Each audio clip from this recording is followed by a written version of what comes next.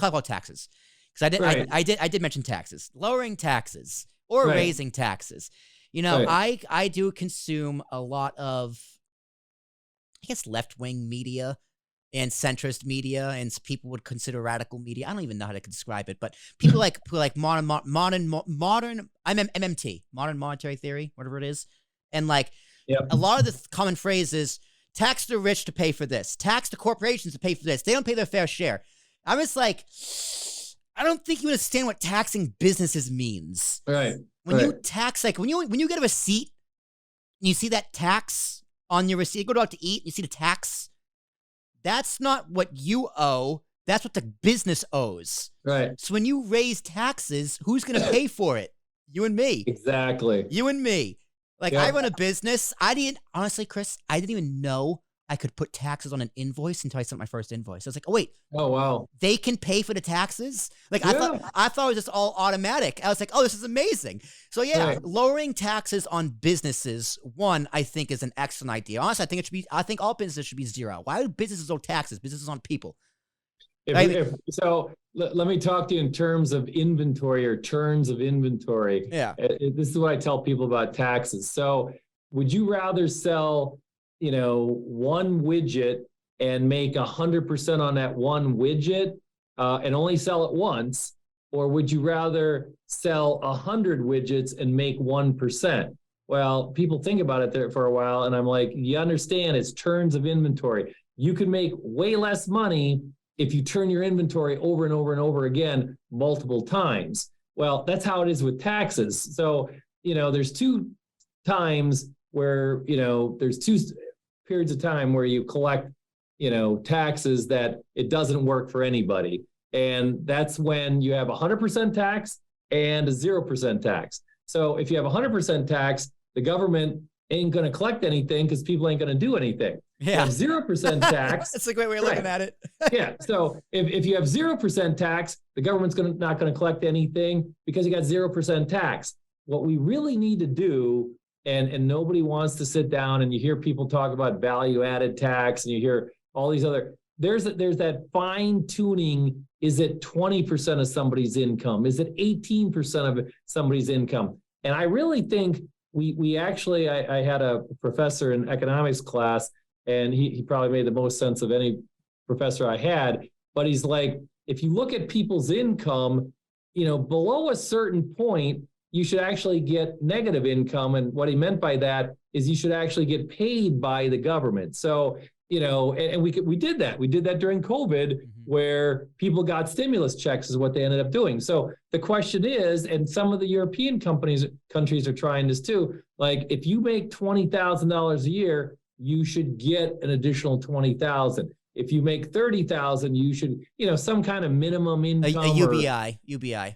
Yeah. I mean, the jury's still out if that works. But my bigger point is that if you crank, politicians say we need to raise taxes because we need more revenue coming in, they miss the whole point about turns of inventory, where if I was only going to be taxed at 5% of my income, I'm going to make as much as I possibly can because I'm only going to pay 5% of my tax. If I'm going to be taxed at 70% of my income, I'm going to be like, whoa, man, I don't need to work that hard. So, I think we're in that tax adjustment period where people, again, are beginning to say, how much is too much and how little is too little as far as taxes go. Anybody you talk to teenagers, because when they get their first paycheck, I remember. All of a sudden they're like, I'm paying this in taxes. What's going on? It's like, that's how the government, that's unfair. Well, you got to understand, they're taking money from you and giving it to other people. You know what really? And they're redistributing the wealth. You know what really ticked me off during the pandemic? So I live in New Jersey, but I work in Times Square. So even though I didn't commute into the city for over almost 2 years, I had to pay New York City taxes. Yep, exactly. Yeah. I'm like, this is some, and New York State taxes. Yeah. I was like, and New Jersey taxes. Right. This is some bullshit. It made me genuinely mad. And I saw someone from Massachusetts tried suing New Hampshire because they worked in New Hampshire but worked from home in Massachusetts. The court threw it out because the government's not going to give you back money. But I think, again, we're seeing this change where people are fleeing high income tax to low income tax states. They're voting with their feet. They're voting with their dollars. Yep. As they always have. It's the economy, stupid. Right. And so all of a sudden the politicians are like, whoa, wait a minute. We're in a bigger and bigger and bigger hole. What can we do? And so you're getting some Band-Aids on the problem. You're getting legalized gambling, which I have a whole thesis about. Legalized marijuana is coming around the corner. Yep. Is that good or bad? I'm not going to comment. Muy bueno. What's that? Muy bueno. Right. So my only concern about legalized marijuana is we're going to replay the whole DUI thing again, which is going to put people in bad spots, because you don't want to be involved in that whole, you don't want to get in the system and what are they going to do? Yeah, you need criminal reform with legalization of marijuana, which is you're not going to get both. Yeah. And so, once again, back to taxation in the states, the states are realizing we better adjust what we're doing, from a tax standpoint. I mean, there's a lot of people in New Jersey and New York that don't like this, but the whole salt tax, state and local tax, was capped at 10 grand. And to me, that's a win for the little guy, because you had guys with 10, 20, $30 million mansions. They were writing off $200,000 in taxes a year. How's that fair? To the middle class is what it ended up being, where you got to pay your property taxes. You don't get the write-off. Especially in New Jersey. Yeah. And they're so killer in New Jersey. Yeah. And so, why should, and to be honest, that actually turned out to be a good thing. So, I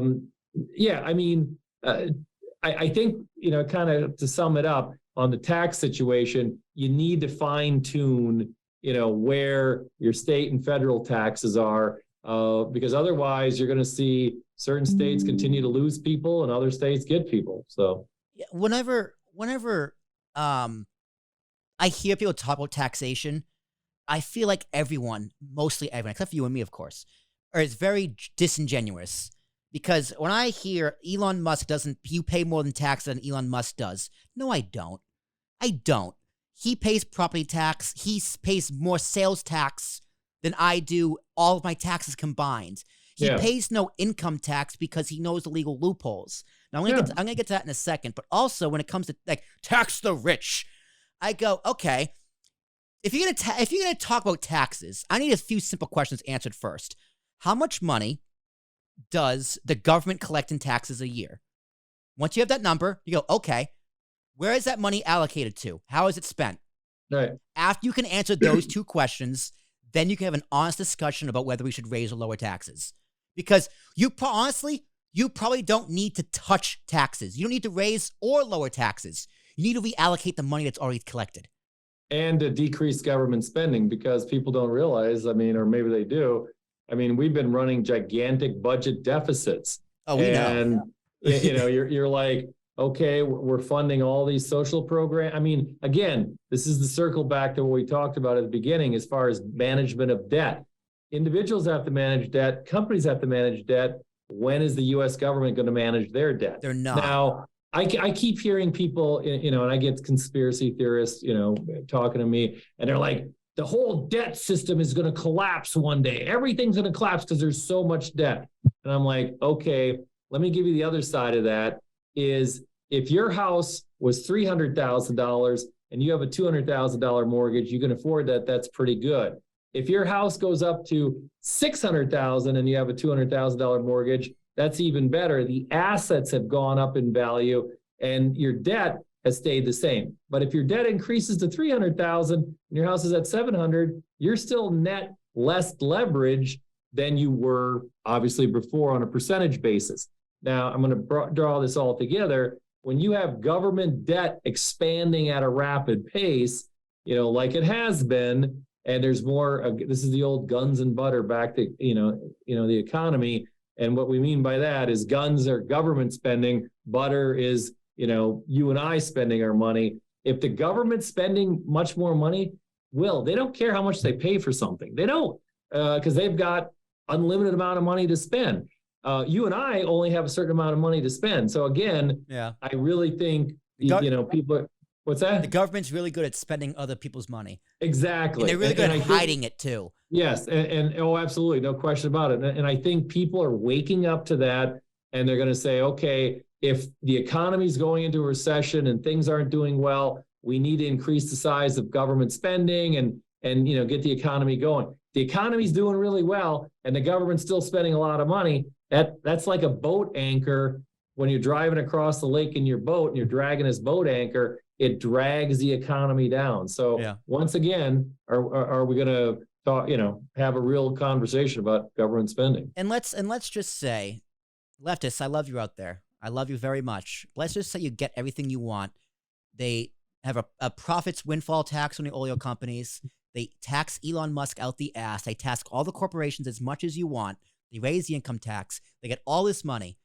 Where do you think it's actually going to go? Because let me give you a hint. It's not going to go where you want it to go. Right. It's not. Because otherwise, it would be there already. Right.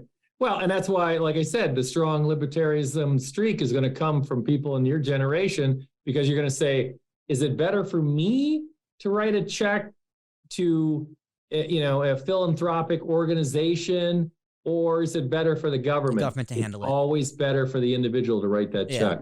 Because they can do more research. Like, unfortunately, a lot of charities are scams and they just embezzle the money themselves. But that's just the way American system. That's just the way Americans are. But a lot of charities are good, and one of the things that's happening with the internet, like we just in our practice here, rather than it used to be in the RIA business. At the end of the year, you'd thank your clients, you'd send them a gift basket or whatever. We started this a couple of years ago, where we make a donation on our clients' behalf. What a huge positive response we've gotten from people. And this year we targeted this couple. They put together backpacks, filled with school. They do it themselves.